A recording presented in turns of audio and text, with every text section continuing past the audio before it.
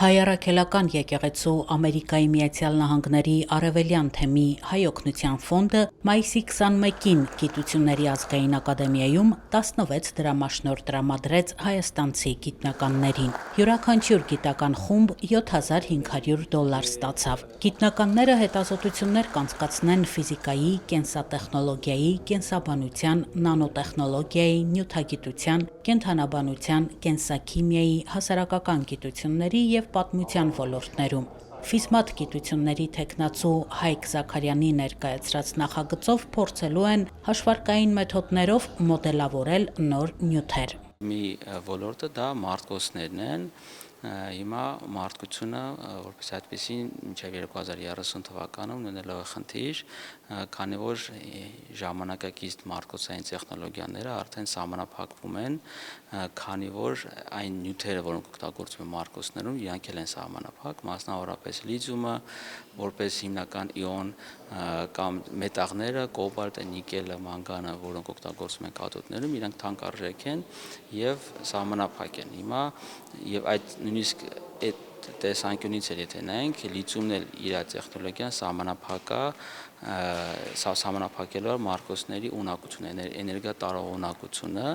դրա համար մեծ այսպես շարժում կա գիտնականների, որ փորձեն ինչ-որ ձև այդ նյութերը փոխարինել այլ նյութերով, որպեսզի ընդլայնել մարտկոցների հնարավորությունները։ Մի ուղղությունը դա փոխարինել լիթիումը նատրիումի իոններով եւ մյուս ուղղություններից մեկը այդ էլեկտրոլիտները փոխարինել բինմարմնային նյութերով եւ կաթոդը, որը ամենաթանկարժեքն է համարվում, որտեղ իր մեջ ամենաշատ տարբեր մետաղները կան, փոխարինել օրգանական նյութերով, բինմարմնային օրգանական նյութերով։ Կենսաբանական գիտությունների թեկնածու Լուսինե Դանիելյանի ղեկավարած գիտական խումբը մանրէաբանական հետազոտության է ենթարկում մայրական կաթը։ Կարողացել ենք անջատել շատ կարևոր կաթնաթթվային բակտերիաները, որոնք շատ հեռանկարային են։ Այս տարվա դրամաշնորհ շրջանակներում շարունակելու ենք աշխատանքները այդ շտամները, որոնք անջատել ենք մայրական կաթից, որոնք ունեն շատ ուժեղ պրոբիոտիկ հատկություններ, ուզում ենք այդ շտամներով փորձարկել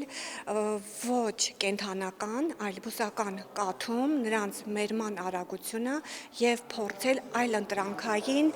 ֆունկցիոնալ սննդի ստեղծում երեխաների եւ մեծերի համար։ Հայաստանում հայտնվել են առանց պատյանի իսպանական խխունջներ, որոնք շատ վտանգավոր են գյուղատնտեսության համար։ Ինչպես են այդ խխունջները հայտնվել մեր երկրում եւ ինչպես օգտակար լինել գյուղատնտեսությանը։ Այս հարցերի շուրջ աշխատելու է կենդանաբան Մերի Արզումանյանի ղեկավարած աշխատանքային խումբը։ Իրենք կողունջներ են, այսինքն չունեն խեցիներ եւ այդ տեսակը կոնկրետ ինքը կարմիր վառ գունավորում ունեցող տեսակ է, որը որ ներգրաված է Եվրոպայի 100 վտանգավոր ինվազիվ տեսակների շարքում, այսինքն նա ուտում է ամեն ինչ, կարող է նույնիսկ կանիբալիզմով զբաղվել, այսինքն սնվել նույնիսկ իր նույն տեսակի առանձնյակներով, շատ ագրեսիվ տեսակ է, որը որ մեծ վնաս է հասցնում գյուղատնտեսությանը եւ եթե շատ սոված լինի, այսինքն եթե ուրիշ սննդի հնարավորություն չունենա, կարող է նույնիսկ սնվել այլ փապկամարմիններով կամ խխունջներով, այդ իսկ պատճառով ինքը վտանգավոր է նաև քանի որ չունի բնական թշնամիներ, այսինքն չկան այլ կենդանիներ, որոնք կարող են իրենով սնվել եւ այսպես ասած կանխարգելել իր հետագա տարածումը եւ ինքը գերադասում է տաք բնակլիմայական պայմաններ, իսկ հաշվի առնելով ներկա կլիմայի փոփոխությունները, Հայաստանը նույնպես դառնում է իր համար բավականին լավ միջավայր տարածվելու։ Երվանդ Թերզյանի անվան գիտության և կրթության հայկական ազգային հիմնադրամի միջոցով Հայաստանի գիտնականներին դրամաշնորհ տրամադրվում է 2000 թվականից։ Հանձնման հանդիսավոր արարողության ժամանակ Հայ օգնության ֆոնդի Հայաստանի մասնաճյուղի տնօրեն Բագրատ Սարգսյանը ներկայացրեց կառույցում իրականացվող ծրագրերը, իսկ կրթական ու գիտական ծրագրերի ղեկավար Էդուարդ Կարապետյանը ծանոթացրեց գիտական խմբերին։ Ավանդաբար միշտ դիմումների քանակը չի պակասել,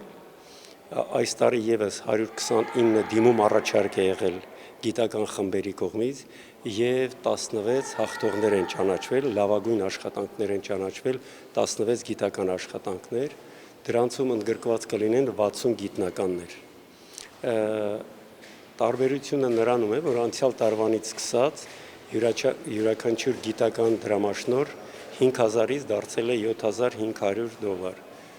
Ճիշտ է, այս գումարով մեծ, լուրջ գիտական